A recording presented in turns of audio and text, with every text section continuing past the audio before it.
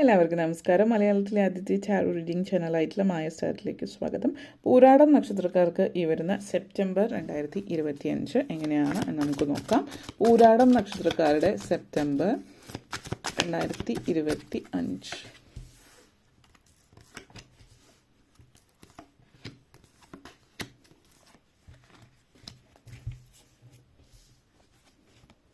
Star card,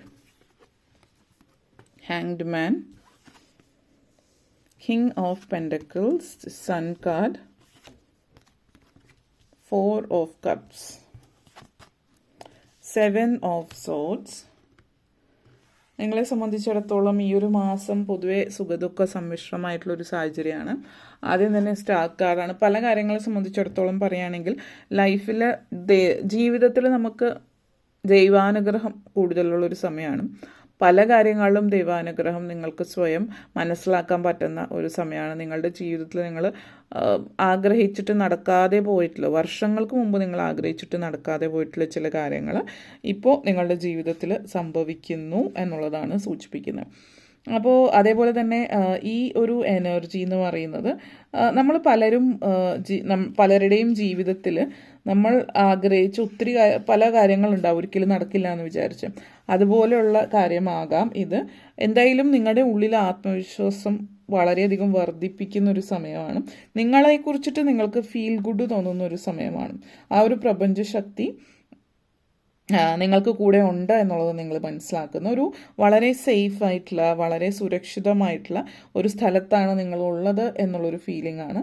അതേപോലെ നിങ്ങൾക്ക് പലയിടത്തു നിന്നും സഹായ ഹസ്തങ്ങൾ, അപ്പോൾ ആ ഒരു ദൈവാധീനം എന്ന് നമ്മൾ പറയുന്നത്, അതായത് ആ അതർ വേൾഡ്, മറ്റ് ലോകത്തിൽ നിന്നുള്ള സഹായവും ഈ ഭൂമിയിൽ മനുഷ്യരും മറ്റ് തരത്തിലുള്ള ആളുകളിൽ നിന്നുള്ള സഹായങ്ങളും ഒക്കെ നിങ്ങൾക്ക് ലഭിക്കുന്നു എന്നുള്ളതാണ്. അതേപോലെ തന്നെ വളരെ നല്ല ഒരു സമയമാണ് പല കാര്യങ്ങളെ സംബന്ധിച്ച്. സാമ്പത്തികമായിട്ടുള്ള നേട്ടമായാലും, ബന്ധങ്ങളിൽ, പ്രണയം, വിവാഹം, ഇതുപോലുള്ള കാര്യങ്ങളിലൊക്കെ നല്ലൊരു എനർജിയാണ് ഈ ഒരു മാസത്തിൽ നിങ്ങളെ സംബന്ധിച്ച് സൂചിപ്പിക്കുന്നത്. ജീവിതത്തിൽ സംഭവിക്കുന്ന പല കാര്യങ്ങളെയും, അല്ലെങ്കിൽ മുന്നോട്ടേക്ക് പോകുന്നതൊക്കെ നല്ലതിനാണ് സംഭവിക്കുന്നത് എന്ന ഒരു വിശ്വാസം നിങ്ങളുടെ ഉള്ളിൽ ഉടലെടുക്കുന്ന ഒരു സമയം കൂടിയിട്ടാണ്. പുതിയ ലക്ഷ്യബോധം ഉണ്ടാകുന്നുണ്ട് ജീവിതത്തെക്കുറിച്ചിട്ട്. പുതിയ അവസരങ്ങൾ വരുന്നുണ്ട്. ഇപ്പോൾ കരിയറുമായിട്ട് ബന്ധപ്പെടുത്തിയിട്ട്, പുതിയ ബന്ധങ്ങളുമായിട്ട് ബന്ധപ്പെടുത്തിയിട്ടുമാവാം. നല്ല നല്ല സൗഹൃദങ്ങൾ, അതേപോലെ നല്ല പ്രണയബന്ധം നിങ്ങളുടെ ജീവിതത്തിലേക്ക് വരുന്ന ഒരു സമയം കൂടിയിട്ടാണ് ഈ ഒരു മാസം നിങ്ങളെ സംബന്ധിച്ചിടത്തോളം സൂചിപ്പിക്കുന്നുണ്ട്. പൊതുവെ ഒരു മനസ്സമാധാനം പല കാര്യങ്ങളിലും ഉള്ള ഒരു സമയം കൂടിയിട്ടാണ് എന്നുള്ളതും സൂചിപ്പിക്കുന്നു. അതേപോലെ തന്നെ ഹാങ്ഡ് മാൻ എനർജി സിറ്റുവേഷനാണ്. അപ്പോൾ ഇവിടെ ഈ ഒരു സ്റ്റക്ക് എനർജി അല്ല ഇത് സൂചിപ്പിക്കുന്നത്. കാരണം പലരെയും സംബന്ധിച്ചിടത്തോളം ഒരു ഹാങ്ഡ് മാൻ എനർജി എന്ന് പറയുന്നത് ഒരു സ്റ്റക്ക് ഫീലിംഗ് ആണ്. നിങ്ങൾ എവിടെയോ സ്റ്റക്കായി എന്നുള്ളൊരു ഫീലിംഗ്. പക്ഷേ ഇവിടെ നിങ്ങളുടെ എനർജിയിൽ സ്റ്റക്ക് ഫീലിംഗ് അല്ല, മറിച്ച് നിങ്ങളെ സംബന്ധിച്ചിടത്തോളം നിങ്ങളൊരു പുതിയ ദിശയിലേക്ക് പോവുകയാണ്.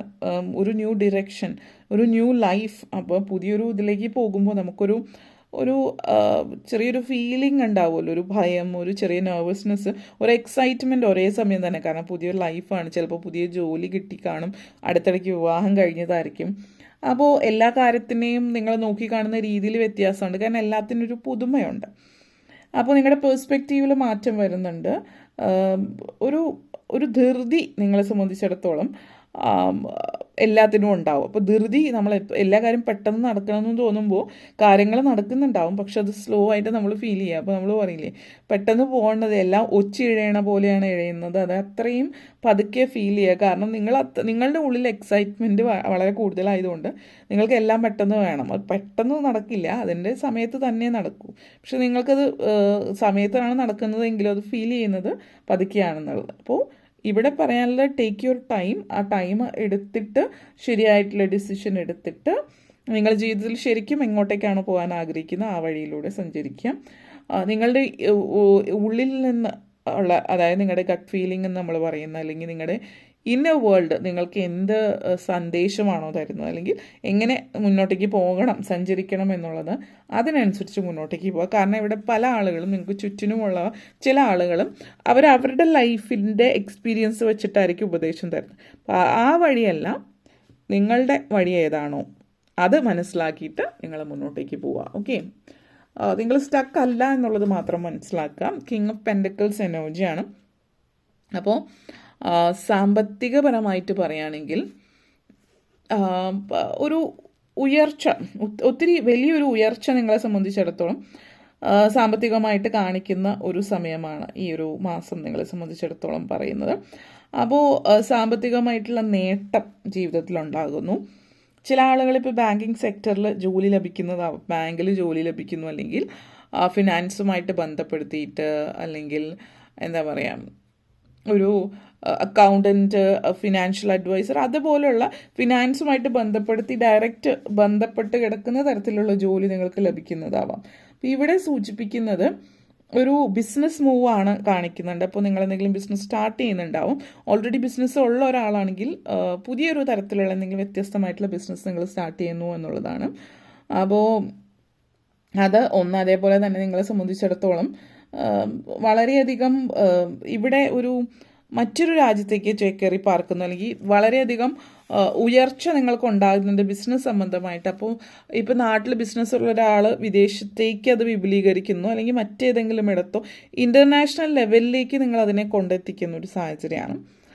പൊതുവേ നിങ്ങൾ ഒറ്റയ്ക്ക് നിന്നിട്ടാണ് പോകുന്നത്, പാർട്ട്ണർഷിപ്പിലേക്ക് പോകാൻ ചിന്തിക്കുന്നുണ്ടെങ്കിൽ നിങ്ങൾക്ക് ആയിരിക്കണം കൂടുതൽ ഷെയർ ഉള്ളതോ, അല്ലെങ്കിൽ നിങ്ങൾ ഉയർന്നു നിൽക്കുന്ന മറ്റേ പാർട്ട്ണർ ഒരു സൈലൻറ്റ് പാർട്ട്ണറായിട്ടോ, അല്ലെങ്കിൽ ആ ഒരു രീതിയിൽ അറിയാലോ നിങ്ങളെപ്പോഴും ഉയർന്നു നിൽക്കുന്ന തരത്തിലേക്ക് ലെവലിൽ ബിസിനസ് കൊണ്ടുപോകാൻ ചിന്തിക്കുക. ഇനി ആലോചന നടക്കുന്നേ ഉള്ളെങ്കിൽ പാർട്ട്ണർഷിപ്പ് ഒഴിവാക്കുന്നതായിരിക്കും നല്ലത്. നിങ്ങളെപ്പോഴും ഒറ്റയ്ക്ക് ലീഡ് ചെയ്യുന്ന ഒരു വ്യക്തിയായിട്ടാണ് കാണിക്കുന്നത്. അപ്പോൾ നിങ്ങളെ കൊണ്ടത് പറ്റും. ഫണ്ടിങ്ങോ കാര്യങ്ങളോ എന്നുള്ള രീതിയിലെങ്കിൽ അങ്ങനെ. അപ്പോൾ നിങ്ങളെപ്പോഴും ആ ഒരു മെയിൻ ഇതായിട്ട് നിൽക്കുന്ന രീതിയിൽ മുന്നോട്ടേക്ക് പോകുന്നതായിരിക്കും ബെറ്റർ. സൺ കാർഡാണ്. അപ്പോൾ ഒത്തിരി ആത്മവിശ്വാസം, ഒത്തിരി കോൺഫിഡൻസ് പല കാര്യങ്ങളിലും ഉള്ളതായിട്ട് കാണിക്കുന്നുണ്ട്. പിന്നെ ഇവിടെ പറയാനുള്ളത് നിങ്ങളെ സംബന്ധിച്ചൊരു കണ്ണ് കാര്യങ്ങൾക്ക് സംബന്ധമായിട്ടുള്ള അസുഖങ്ങൾ കാര്യങ്ങളൊക്കെ വന്നേക്കാം. അപ്പോൾ അതൊന്ന് ശ്രദ്ധിക്കുക.